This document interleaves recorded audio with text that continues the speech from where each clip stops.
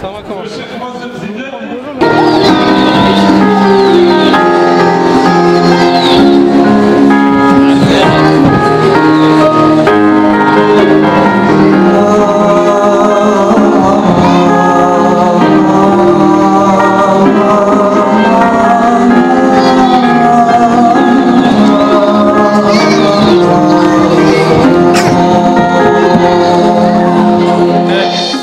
المستكملين الشرفاء وعلى من سار على نهجهم القويم إلى يوم الوفاء. بعد، حضرات السادة، أيها الحفل الكريم، أحييكم بتحية الإسلام، وتحية الإسلام السلام، فالسلام عليكم ورحمة الله تعالى وبركاته. طبتم وطاب ممشاكم وتبوأتم من الجنة منزلا. Nous allons, Inch'Allah, comme nous nous le sommes promis hier, avancer dans cette série d'échanges que nous avons intitulée la philosophie de Maqasid al-Sharia, des finalités de la Sharia. Hier, nous avons passé la plupart, ou disons la totalité de notre temps, en tout cas une grande partie, à expliquer le fait qu'on ne peut pas considérer qu'Allah subhanahu wa ta'ala a créé l'homme, lui a donné cette responsabilité sans qu'il ait voulu ou qu'il ait attendu de lui qu'il comprenne un certain nombre d'objectifs, un certain nombre de valeurs auxquelles ses actions, comme ses paroles, doivent répondre ou correspondre. Et aujourd'hui, on va commencer par une chose assez simple, c'est que quand on parle d'objectifs, il y a quelque chose qui doit nous arriver en tête tout de suite, c'est que pour pouvoir les embrasser, c'est-à-dire pour pouvoir les comprendre, ces derniers doivent nécessairement avoir un nombre limité. En d'autres termes, vous savez que dans la vie, il y a énormément de choses. Comme nous, les humains, nous sommes une communauté. Les oiseaux en sont une. Mais chacune de ces communautés, bien que constituée de plusieurs membres, eh bien, est régie par un certain nombre de règles. En d'autres termes, dans les sciences même d'aujourd'hui, la notion de règle, c'est ce qui permet, par définition, de répondre à plusieurs situations à partir d'un nombre limité. Vous avez l'exemple dans la parole d'Allah. Dieu nous a révélé 6235 ou 36 versets, ou plus ou moins selon les considérations des uns et des autres. Les situations auxquelles l'individu, un seul par exemple, qui vit ne serait-ce qu'un an, sont 1 milliard de fois supérieurs au nombre de versets constitutifs du Coran. Mais il lui est demandé de tenir compte, de se servir de ce nombre limité de versets pour parler ou pour traiter un nombre illimité de situations. On appelle ça en arabe « ijaz ». On condense pour ensuite pouvoir exprimer ou être appliqué sur un nombre incalculable de cas. Et l'exemple, vous le trouvez également dans les langues. Quand vous avez une langue donnée, il y a un nombre de vocabulaire fini. Vous prenez le français, par exemple, il y a à peu près 20 000 mots. Mais ces 20 000 mots recouvrent un nombre de sens illimité. Et au risque même de vous surprendre, on dit en linguistique que la phrase que l'on a utilisée hier, il nous est impossible de la redire aujourd'hui. Vous avez également le cas patent de ce qu'on appelle les chaînes de Markov, ou plutôt ce qui va de 0 à 9. Avec de 0 à 9, vous êtes capable de faire combien de nombres? Un nombre indéfini. On parle même de calcul astronomique. Et pourtant, c'est 0 et 9. Vous avez 10 chiffres pour constituer un nombre incalculable et illimité de cas. Eh bien, en fait, cet exemple-là, vous le trouvez dans le Coran. Le Coran, un nombre de versets limités pour un nombre de cas illimité. La sunna du prophète sallallahu alayhi wa sallam, si vous prenez un livre comme celui d'Al-Hajar al-Asqalani qui s'appelle Bulugh al-Maram fi Adillati al-Ahkam, vous avez en tout 1500 à 1800 hadiths dans lesquels sont explicités, alors là on a le sahih, le daif et tout ce que vous voulez, 1500 à 1800 hadiths traitant de normes. Mais c'est très peu par rapport au cas auquel un humain est exposé. Mais on vous dit quoi? On vous dit que, à travers la raison que Dieu nous a donnée, eh bien, il est attendu que nous utilisions celle-ci pour extraire de ce nombre de cas limités un nombre incalculable d'autres cas. Si nous avons compris cela, nous pouvons comprendre la nécessité qui a été celle des usuliyoun, des jurisconsultes, à partir notamment de l'imam Shafi'i, eh bien, de poser des règles qu'ils ont appelées usul. Et c'est pour cette raison que la définition de usul al-fiqh, c'est de dire quoi? Ma'rifatu adillati al-ahkam, ijmalan. C'est de connaître les preuves, ou plutôt les versets et les hadiths du prophète sallam pour faire simple, ainsi que ce qu'on appelle les ijma', etc., les autres bases du droit musulman ou de la législation musulmane, de manière globale. Et ensuite, étudier ce qu'on appelle halul mustafid. Qui est-ce qui va pouvoir aller au contact des textes pour en extraire des normes? Et enfin, wa kayfiyatul istinbat, et comment cela se fait-il? Comment extrait-on des normes?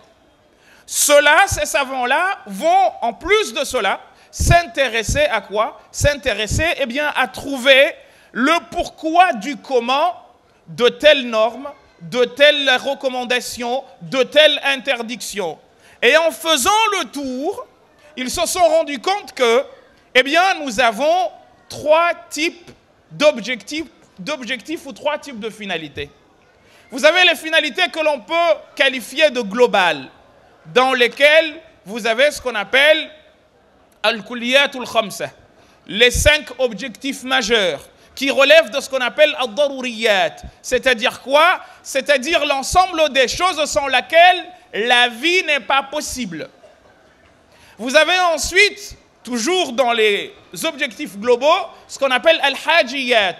C'est-à-dire quoi? C'est-à-dire des choses qui sont complémentaires de celles-ci. Par exemple, nous disons dans les objectifs qu'il y a, et je vais y revenir, la notion de hifdhuddin. Ce que moi je traduis par la liberté de croire ou de ne pas croire. Même si on peut considérer aussi que c'est la protection de la religion, mais à condition que par la suite, et c'est ce que certains font aujourd'hui, rajouter parmi les finalités fondamentale, la notion de liberté d'expression ou ce qu'on appelle hurriyatut ta'bir, comme des gens comme Cheikh Al-Qaradawi et d'autres font. Eh bien, vous allez voir cela que le fait de croire ou de ne pas croire fait partie, ou en tout cas la liberté qui doit être garantie à celui qui a envie de pratiquer un culte donné, eh bien cette liberté-là, elle est fondamentale. Mais aussitôt qu'on vous dit cela, on ne vous a pas dit le reste. Qu'est-ce qu'elle hajiyat? Quelles sont les choses qui vont, dont cet objectif ou cette finalité a besoin pour exister? Eh bien, nous avons besoin de quoi? Nous avons par exemple besoin de faire des ablutions pour être dans l'acte d'adoration.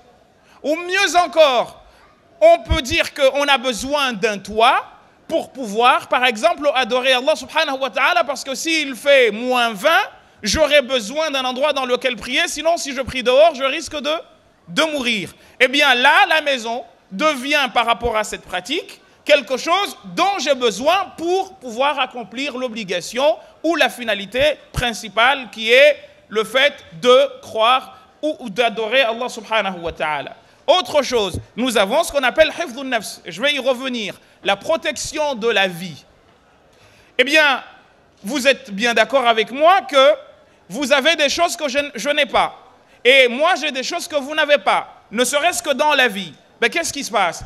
On a besoin de commerce, de pouvoir échanger les uns avec les autres pour que cet objectif soit garanti. Eh bien, on dira du commerce qu'il fait partie de ce qu'on appelle hajiyat, c'est-à-dire quelque chose dont on a besoin, qui n'est pas la finalité par excellence, mais une finalité secondaire sans laquelle, eh bien, la primaire ne peut pas tenir. Et nous avons un troisième type d'objectif, toujours dans cette finalité globale, qu'on appelle at-tahsiniyat. C'est quoi? Eh bien, c'est ce qui relève, comme le dirait l'imam al-Ghazali, qui est un des pères fondateurs de cette science, des maqasid, c'est ce qui relève des bonnes conduites. C'est-à-dire quoi? Ce qui témoigne, par exemple, d'un bon comportement.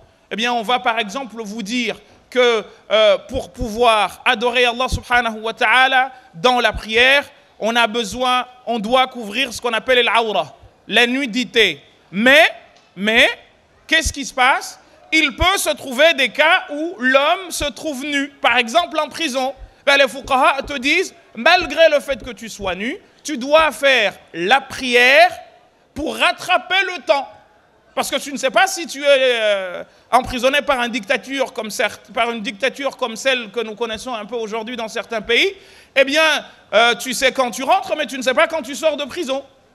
Parce qu'il n'y a pas de justice. Eh bien, qu'est-ce qui se passe? On te dit, tu pries. Mais là, nous avons la nécessité de se couvrir. Mais en face, il y a quoi? Il y a une nécessité fondamentale qui est le fait de faire la prière. Eh bien, on te dit quoi? En cas d'opposition entre une nécessité qui relève de tahsiniyat, c'est-à-dire avoir de beaux habits ou je ne sais quoi, et une nécessité fondamentale, eh bien, il n'y a pas photo. Hop, on fait sauter. Par exemple, et c'est un cas que nous connaissons souvent, le fait de se protéger la nudité, ça fait partie également des choses qui sont très chères, qui nous sont très chères. Mais ça relève des tahsiniyat, c'est-à-dire quoi? Ce par quoi, si je puis dire, l'homme a un comportement que l'on pourrait qualifier de normal, d'acceptable. Mais si je dois aller chez le médecin, c'est haram de me déshabiller devant un homme ou devant même une femme. Mais qu'est-ce qui se passe? Je suis malade. En étant malade, qu'est-ce qui est menacé? La finalité qui est celle de hifdhun nafs, la protection de la vie.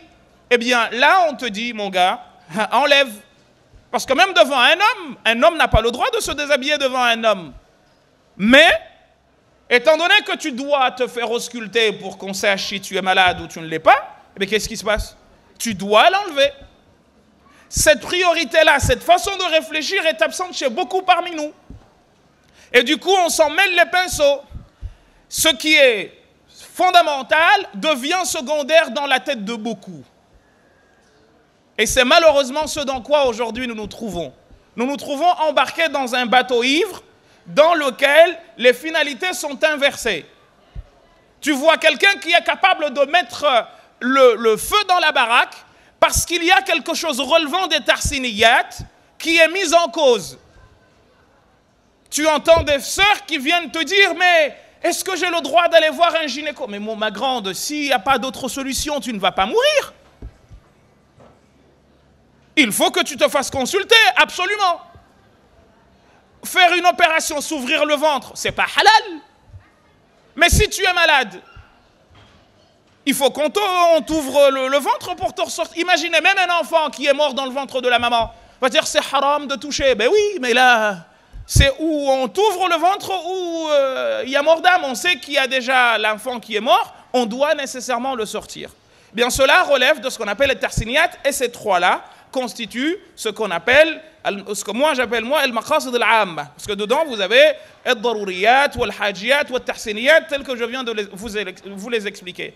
Ensuite, vous avez un deuxième niveau qui s'appelle al-maqasid al-kulliyah ou al-juz'iyah, ou al-maqasid al-amma ou al-maqasid al-khassa. Les objectifs, ou ce que l'on pourrait appeler comme relevant de l'intérêt commun, et ce qui relève de l'intérêt individuel. On nous dit qu'en cas d'opposition de l'intérêt commun avec l'intérêt individuel, qu'est-ce qui se passe? L'intérêt individuel est mis de côté. L'intérêt commun doit pouvoir l'emporter sur l'intérêt de l'individu. Le prophète sallallahu alayhi wa sallam a agi de manière incroyablement belle par rapport à la question économique. Il nous dit dans un hadith que si quelqu'un vient de l'extérieur avec une marchandise, il vient par exemple et il nous trouve, nous avons la même marchandise. Mais lui, il vient de l'extérieur, il casse la baraque parce qu'il va vendre à des prix défiant toute concurrence, causant la perte de quoi? Eh bien, la perte de l'ensemble des personnes qui sont là et qui vendent au quotidien, qui ont des familles, qui entretiennent ces familles grâce à ce qu'ils vendent. Eh bien, le prophète nous dit, celui-là, il ne faut pas l'accepter. Pourquoi? Parce que lui, s'il gagne de l'argent, c'est la communauté qui a gagné ou c'est un individu? C'est un individu. Eh bien, on vous dit non, c'est pas comme ça. Alors qu'à la base, le commerce, c'est normal. Mais là, non. Dans le même hadith, il nous interdit que quelqu'un vient de l'extérieur et qu'un de nous aille le voir pour acheter toute la marchandise qu'il a emmenée pour ensuite la vendre au plus cher, alors que si on avait laissé la personne, elle aurait vendu à un prix normal, qu'on appelle bay'ul hal. Eh bien, le prophète nous dit, ça c'est haram. Pourquoi? Parce que certes, lui, moi, si je vois la personne venir de l'extérieur, je vais acheter, je vais gagner de l'argent, mais je vais rendre la vie invivable aux autres.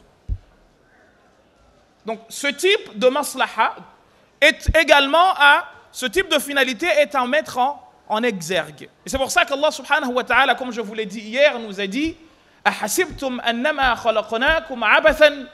Pensez-vous que nous vous avons créé comme ça, wa annakum ilayna la turja'un, que vous n'allez pas nous revenir? Troisième type, j'essaye d'aller rapidement. Troisième type, vous avez ce qu'on appelle al-maqasid al-dhanniyya wal-maqasid al-wahmiyya wal-maqasid al-zahira. Vous avez, en troisième et dernier lieu, ce que l'on pourrait appeler des objectifs clairs. Quels sont les objectifs clairs? C'est ce que Dieu dit, ou le nas, le texte dit. Quand par exemple Dieu dit dans le Coran وَلَكُمْ فِي الْقِصَاصِ حَيَاةٌ. Pourquoi appliquer des peines? C'est pour protéger des vies. Et ce verset-là, je vous jure au nom d'Allah subhanahu wa ta'ala, encore aujourd'hui, je pense que les fuqaha ne l'ont pas suffisamment travaillé. Parce que ce verset, de mon point de vue, nous permettrait, si on y réfléchissait de manière profonde, il permettrait de faire face aux nouveaux défis des sociétés modernes. Car, que faire à un individu qui se fiche complètement de la vie, qui vient, qui tue? On va le zigouiller. Mais dès comme lui, il y en a beaucoup. Alors là, Dieu nous a dit « Walakum fil qisasi hayah ». En appliquant des peines, vous devez protéger des vies. Or, il se trouve que je suis face à un groupe de personnes qui se fichent royalement de la vie. Alors, il faut que je trouve une façon, une peine qui me permettra d'arrêter. Parce que si je les zigouille, ça n'arrête pas. Donc, le but, ce n'est pas de zigouiller les gens, mais de faire en sorte qu'en appliquant une peine, les vies soient sauvées. Ça, aujourd'hui, on ne l'a pas, ça. On te dit frappe, frappe. Non. Il faut que la peine dispose d'une finalité. Ce n'est pas parce qu'on a dit que, au temps du prophète sallallahu alayhi wa sallam, par exemple, on a dit quoi? On a dit que celui qui vole, et le Coran le dit, faqtu aydiyahum, couper, trancher, amputer-les des mains. Mais moi, j'ai envie de vous poser une question. Au temps du prophète sallallahu alayhi wa sallam, quels moyens pensez-vous que les compagnons avaient de mettre fin à un voleur invétéré qui est kleptomane? La notion de prison n'existait pas. Peut-être qu'on peut penser, je ne sais pas moi, à une manière d'arrêter la main de fonctionnaire ou je ne sais quoi. J'en sais rien. Mais il faut que nous comprenions qu'au moment où cela a été proposé, il fallait qu'on leur propose quelque chose qui permettait d'arrêter la saignée. Mais aujourd'hui, on te dit non, non, non, non. En fait, il faut qu'on utilise la glaive, le glaive, l'épée, parce que c'est ce qui est dit. Mais le verset, il te dit « Je dois protéger ». Donc ça, on appelle ça maqsid zahir, c'est clair et net. Dieu nous a dit, c'est la raison. Le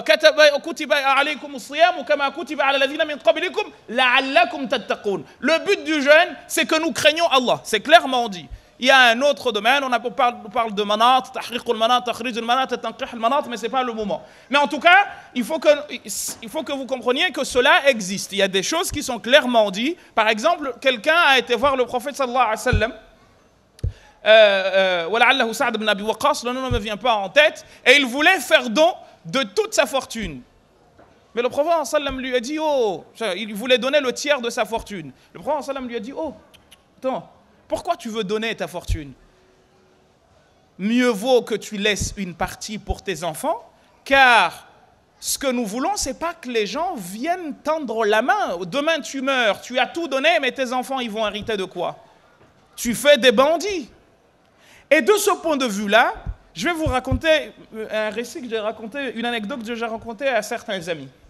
Dans les années 80, il s'est posé aux Comores la question du planning familial.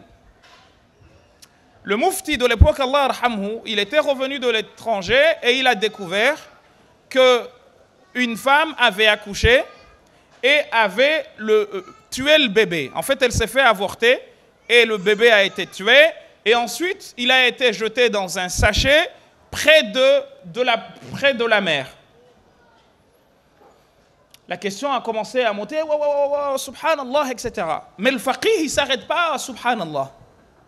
Il faut trouver des solutions concrètes. Et lui, qu'est-ce qu'il dit? Dans les années 80, au tout début, il dit on doit pouvoir légitimer l'utilisation des préservatifs. Les gens qui n'avaient pas de usul, qui ne savaient pas c'est quoi maqsad, ils ont dit, subhanallah, il est en train d'interdire que les gens fassent des enfants. On dit, mais c'est pas comme ça qu'on raisonne. Maintenant, j'ai 3 péchés. Quels sont-ils ces 3 péchés? J'ai le péché de faire zina. N'est-ce pas? Haram. D'avoir des relations adultérines. J'ai, deuxième péché, le fait de se faire avorter. 3e péché, de tuer. Ah. 4e péché que vous pourrez ajouter, le fait d'empêcher que des gens fassent des enfants. Eux, qu'est-ce qu'ils ont vu? Comme c'est le cas malheureusement de beaucoup encore aujourd'hui. Ils ont dit, subhanallah, Dieu nous a dit dans le Coran, وَمَا مِن دَابَّةٍ فِي الْأَرْضِ إِلَّا عَلَى اللَّهِ رِزْقُهَا. Toutes les bêtes rampant sur terre, Dieu en assure la pitance. وَلَا تَقْتُلُوا أَوْلَادَكُمْ خَشْيَةَ إِمْلَاقٍ. Ne tuez pas vos enfants par peur de pauvreté. نَحْنُ نَرْزُقُكُمْ. En fait, des fois, on se demande, mais les gens pensent que le Coran, on ne le connaît pas ou qu'on n'a pas lu ou quoi. Donc le faqih s'est arrêté, il a dit, moi je fais fatwa, on peut utiliser les préservatifs. Alors ça fait un tollé. Il reçoit des ordres de l'étranger, c'est souvent le cas en fait. Lui c'est les sionistes qui lui dictent, lui c'est la France. Les mêmes rengaines, hein, même depuis les années 30, c'est la même chose.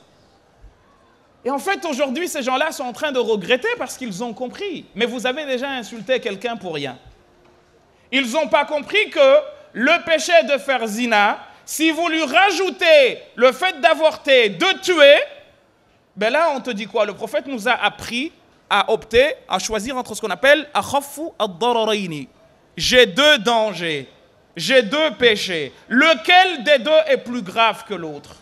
Eh bien, j'utilise le moins grave pour éviter le plus grave. Non, ça ne se comprend pas. Je dois tout prendre. Ben, on appelle ça le fiqh al-jahil. Ça, c'est la jurisprudence de l'ignorant. Et Cheikh Mohammed al-Ghazali, dans son livre intitulé As-Sunnah Nabawiyya bayna Ahl al-Fiqh wa Ahl al-Hadith, qu'il a publié à la fin des années 70, il disait Haoula'i ashabu al-fiqh al-badawi. Ce sont les gens disposant d'une jurisprudence montagnarde. Rasu qasih. Tu peux lui dire tout ce que tu veux, il ne comprend rien du tout. Et il va t'accuser de vouloir changer la religion d'Allah. Ya ibn al-halal. Là, je suis face à 2 situations. J'ai à choisir entre le danger, le moins dangereux, et le plus dangereux. Je fais quoi? Je ne t'ai pas demandé de choisir entre le cancer et le sida. J'ai un rhume et j'ai le sida. Je fais quoi? Je prends le sida ou je prends le rhume? Non, on ne comprend pas ça. Non, lui, il est acheté. Lui, il reçoit des ordres. Wallah al-Azim, c'est la même chose. Et aujourd'hui, ces gens-là, Wallah al-Azim, ils souhaiteraient qu'il soit vivant pour aller lui demander pardon. Mais il était même allé plus loin. L'imam al-Ghazali, par exemple, il est mort en 505, les amis. Hein, donc on a 1000 ans de retard. Hein. Qu'est-ce qu'il dit? Il dit, je cite, si un homme est marié avec une femme et qu'il a peur que celle-ci, en faisant beaucoup d'enfants, eh bien, son regard se détourne d'elle pour penser à une autre, eh bien, ils peuvent limiter les naissances. Mais, oh, subhanallah, al-azim, kafir, al-Ghazali. Mais le mouchkila, c'est qu'on ne voit pas que si cela ne se fait pas, eh bien, il va aller voir ailleurs. On ne s'imagine pas tout cela. Mais il s'est appuyé en plus sur un hadith du prophète sallallahu alayhi wa sallam, le hadith de Jabir. Le hadith de Jabir nous dit quoi? Kunna na'zil wal Qur'an yanzil. Nous nous abstenions de finir nos actes sexuels avec nos épouses au moment où le Coran descendait. C'est-à-dire quoi? Pour nous dire que si c'était haram, comme ce fut le cas avec le fait d'avoir des relations intimes avec son épouse dans les nuits de Ramadan, Dieu nous a dit A'alim Allahu annakum kuntum takhtanuna anfusakum fa'afa ankum wa taba alaykum bal ana bashiruhunna wabtaghu ma kataba Allahu lakum. Si, parce que le compagnon pensait que c'était grave. Et il s'en voulait de Omar ibn Khattab. Dieu a dit non, il savait. Donc là, on vous dit, Dieu savait. Le Coran a été révélé au moment où nous ne finissions pas nos actes intimes avec nos épouses. Al-Ghazali s'est appuyé là-dessus pour dire, attendez, il y a moyen qu'on fasse quelque chose. Mais là, aujourd'hui, tu sors ça, on te dit, non, lui, il reçoit maintenant les ordres de Poutine ou d'Obama. Si ce n'est pas Hollande. Et c'est toujours comme ça. Et ensuite, nous avons ce qu'on appelle al-maqsad al-dhanni. C'est quoi le maqsad al-dhanni? C'est quand nous avons une finalité qui se dessine comme telle à partir de l'analogie. Hier, Cheikh al-Arb al-Bishri a parlé de la notion de qiyas. En fait, Shafi'i dit al-ijtihad huwa al-qiyas. L'effort d'interprétation, c'est ce qu'on appelle qiyas. Pourquoi? Pour les raisons que je vous ai expliquées au début. Nous avons un nombre de versets fini. Certains disent qu'on a 200 versets qui nous parlent de normes, à partir desquels nous voulons traiter un nombre de cas infini. Et certains savants ont dit qu'il n'y a pas de qiyas, comme qui? Daoud al-Zahiri. Et qu'est-ce qui se passe dans Daoud al-Zahiri? L'imam al-Khatib al-Baghdadi, dans son livre Al-Fiqh wal-Mutafaqih, dans le volume 1, il dit, Daoud a voulu refuser le qiyas, l'analogie. Mais de fait, il s'est trouvé dans l'obligation d'y avoir recours. Mais regardez les contresens de ceux qui disent qu'il ne faut pas faire cela. Chez les Zahirites, si vous voulez des histoires à vous faire bondir au ciel, il faut regarder le fiqh al-Zahiri. Il y a des choses intéressantes, mais il y a des choses contradictoires. Vous savez ce qu'ils disent par exemple? Ils disent que l'urine du porc n'est pas impure, n'est pas najis. Pourquoi? Ils disent qu'il n'y a pas de texte qui le dit. Par contre, l'urine de l'homme, c'est najis. Pourquoi? Parce qu'il y a un texte qui le dit. Ils nous disent aussi, il y a un verset du Coran dans lequel Dieu dit wa banatikum, et vos filles, wa raba'ibikum allati fi hujurikum, et vos belles filles fi hujurikum. Donc en gros, vos belles filles, tu t'es marié avec une femme, ta belle fille, tu ne pourras jamais te marier avec. Eux, ils ont dit non. Dieu a dit allati fi hujurikum, c'est celle que vous aurez élevée vous-même, mais si elle n'est pas chez vous, il n'y a pas de problème.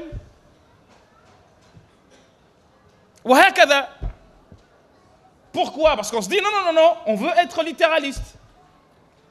Mais c'est Daoud al-Zahiri. Et ça donne, et c'est pour ça qu'aujourd'hui, vous voyez des gens qui vont te dire tel hadith est daïf, mais ce sur quoi il s'appuie pour commettre telle ou telle exaction, c'est aussi des hadiths daïf. Mais il se choisit, il va au marché, il fait les courses comme il veut, il prend ce qu'il veut et il laisse ce qu'il veut en fonction de ce que lui veut. Par contre, les autres n'ont pas le droit de faire la même chose. Pourquoi? Parce que lui, il est le plus malin. Et enfin, vous avez ce qu'on appelle al-maqasidu al-wahmiyya, des finalités qui sont en fait des finalités farfelues. Comme quoi, quelqu'un qui se dit « Ah, mais en fait, en fumant un joint, un ouinge, disent les jeunes, ben je plane. » Ben, c'est une finalité que tu t'es faite toi-même parce que ça te détruit. Ah, il y en a, mais ce serait pas mal d'aller me jeter de je ne sais quel étage, après je vais voler. Ben, c'est toi-même qui te l'as fait, ça. Donc on ne peut pas considérer cela comme une finalité. Pourquoi? Parce que c'est illogique. Ça va à l'encontre de quoi? Ça va à l'encontre de ce que la raison humaine, l'entendement humain accepte. C'est là les trois types de ce qu'on appelle maqasid al-sharia en général. Il y a dedans deux écoles, l'école de l'imam al-Shatibi, qui au fond est celui qui a été à l'origine de cette manière de voir les choses. Le volume 2 de son livre intitulé Al-Muwafaqat est consacré justement à l'explication de ce qu'on appelle al-ilal ou al-maqasid, les finalités ou les raisons pour lesquelles telle chose a été dite comme ci et telle autre a été dite comme cela. Mais au-delà de cela, chers frères, chères sœurs, ce que je voudrais que nous comprenions, c'est qu'aujourd'hui, ce travail a été effectué. Il a été effectué notamment à partir d'un savant shafi'i qui s'appelle Al-Qaffal al-Shashi, qui est mort en 362, si ma mémoire est bonne, dans son livre intitulé Mahasin al-Sharia, en 2 volumes. Et dedans, il parle de maqasid. Mais il n'y avait pas un livre à part entière qui traitait de cette question. D'autres vont venir après lui, comme l'imam al-Haramayn, Muhammad ibn Yusuf al-Juwayni. Al-Ghazali va venir écrire ses Al-Mustasfa et ses livres de référence dans le domaine. Vous allez avoir quelqu'un comme Al-Izz ibn Abd al-Salam qui va venir par la suite, mais personne ne traitera de ces questions de manière indépendante. La science dite de maqasid al-sharia n'existait pas en tant que telle, mais quand on en parlait dans ce qu'on appelle Bab al-Qiyas, comme je viens de vous expliquer, l'analogie. Et les choses sont parties ainsi. Al-Amidi, pareil, dans Bab al-Qiyas, on abordait le maqasid. Jusqu'à ce que Ibrahim et Moussa al-Lakhami, qu'on appelle al-Shatibi, donc c'est un espagnol ou un andalou, choisissez, un espagnol aujourd'hui, va installer cette école de pensée. C'est pour cette raison qu'on le considère comme le père fondateur de maqasid al-Sharia. Des gens aujourd'hui nous disent, mais de toute façon c'est quelque chose d'inventé. Ben oui, comme 0 et 10, on pourrait dire que c'est l'homme qui l'a inventé, sauf que 0 et 10 répondent à des réalités palpables qui sont là. Ça c'est le premier point. Le deuxième point, il y a eu un ordre établi depuis l'imam al-Ghazali, c'est de dire hifdud-din, la protection de la religion, hifdun-nafs, la protection de la vie. On va jusqu'à arriver à el-mal, la fortune. Donc le droit à la propriété privée, pour faire simple. Certains aujourd'hui pensent que ça c'est un ordre révélé. Non, c'est pas vrai. C'est le Ghazali qui a proposé les choses de cette manière. Et on va voir des gens comme l'imam al-Zarkashi qui vont venir vous dire, mais non, c'est pas comme ça. Lui, il dit,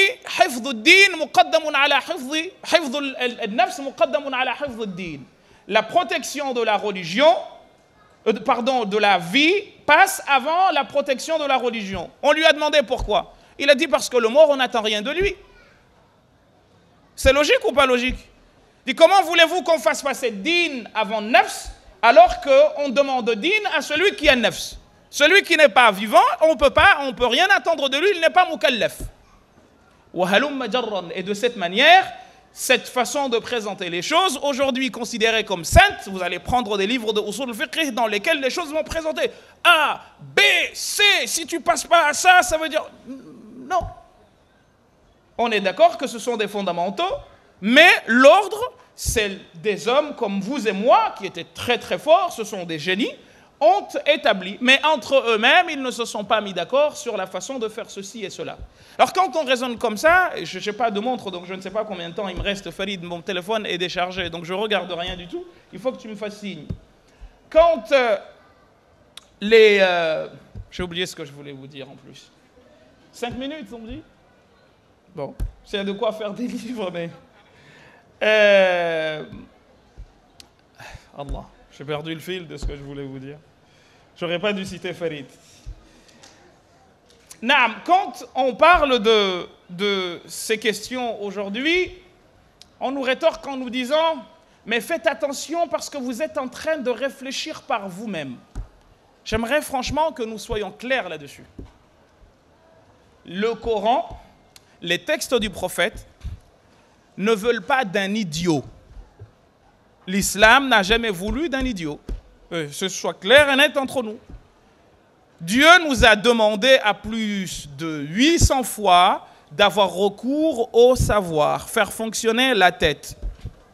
Ce qui se passe aujourd'hui, et je m'arrêterai là parce qu'on m'a dit qu'il y a 5 minutes, c'est que je viens et je vous dis, attention, moi ce que je te dis là, c'est le haqq, c'est la vérité. Moi j'ai vu quelqu'un qui m'a dit, mais vous raisonnez de manière maqasidi, mushadri, vous êtes en train d'inventer vous-même. Ya jama'a, wallahi l'azim, l'année prochaine, si Dieu nous garde en vie, on parlera de la manière dont les compagnons ont traité avec ces questions de priorité. Et il y a des choses qui ne sont pas connues du commun des mortels, qui ne sont jamais dites parfois, je ne sais pas pourquoi, qui vous feraient tomber de haut quant à la façon dont on s'imagine que les choses sont figées. Je vous jure au nom d'Allah subhanahu wa ta'ala, toutes les questions de fiqh, à part des questions fondamentales comme le nombre de raka'at ou des prières, comme ces questions-là, vous avez y à boire et à manger dedans à partir même des compagnons. Mais le problème qu'on a, c'est qu'aujourd'hui on vient, on vous dit c'est rouge, et l'autre te dit c'est noir. Non, non, non, subhanallah, c'est comme ça. Mettez-les tous au défi, autant qu'ils sont. On vous répond par une question, par une réponse, et la deuxième, elle est où? Et la troisième, elle est où? Et la quatrième, elle est où? Parce que c'est comme ça que les compagnons ont vécu. Et c'est pour ça qu'Omar ibn Abdelaziz al-Amawi va dire « Ma wadidtu an yattafiqa sahabatu rasulillahi ala shay » Je n'ai jamais voulu que les compagnons se mettent d'accord sur une chose. Pourquoi? Parce que je me retrouve face à la vie de Omar, de son fils Abdullah, et combien les deux ont divergé à Jama'a. Face aux avis de Ali ibn Abi Talib, et combien celui-ci a divergé avec Ali, avec Omar, plus de 100 questions fondamentales. À Abdullah ibn Abbas, il y a à boire et à manger.